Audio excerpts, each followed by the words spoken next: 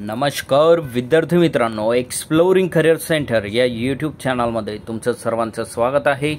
University grant commission national eligibility test UGC NET एक्झामिनेशनचं notification इथं जाहीर झालेलं आहे।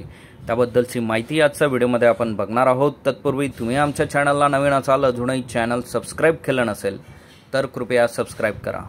University grant commission ministry of education government of India यांची पब्लिक नोटीस इथं जाहीर झालेली आहे 27 मार्चला। National eligibility test as an entrance test for admission to PhD किंवा असिस्टंट प्रोफेसरसाठी सुद्धा तुम्हाला ही नेटची एक्झाम इथं द्यावी लागते। तर from June 2024 onward therefore the NET candidates will be declared eligible in 3 categories। तर 3 कॅटेगरीमध्ये तुम्ही इथे एलिजिबल असतात।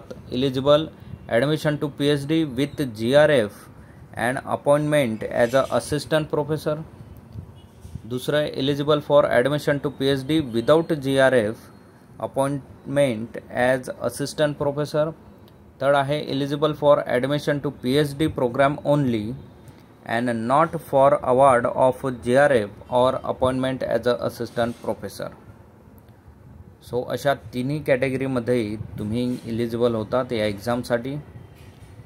तर determination of eligibility of NET for a different category is summarise below.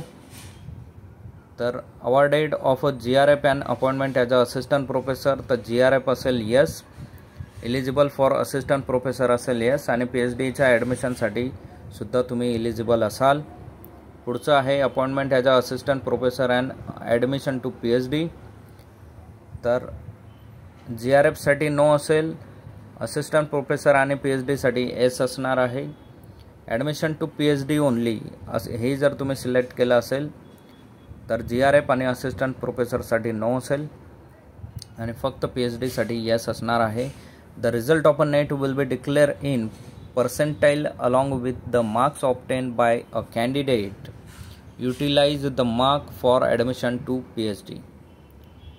GRF qualified students are admitted into the PhD program based on an interview as per the University Grant Commission minimum standard and procedure for award of PhD degree regulation 2022।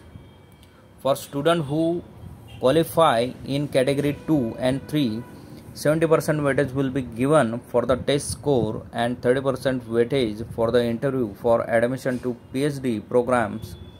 The PhD admission will be based on the combined merit of a NET marks and the marks obtained in the interview, vice versa। The marks obtained in the NET by candidates is category in 2 to 3 will be valid for the period of 1 year for the admission of PhD। तर एका वर्षासाठी तो score तुमचा valid असणार आहे PhDच्या ॲडमिशनसाठी। The notification and bulletin information for the net June 2024 will be issued by the national testing agency shortly.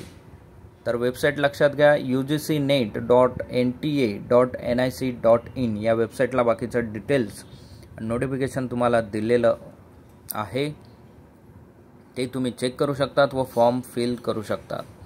So असेच नवनवीन आणि अपडेटेड व्हिडिओ मिळवण्यासाठी आमच्या चॅनलला सबस्क्राईब करा, व्हिडिओला लाईक करा आणि योग्य त्या विद्यार्थ्यांपर्यंत ही माहिती पोहोचवा। थँक्यू, धन्यवाद, जय हिंद।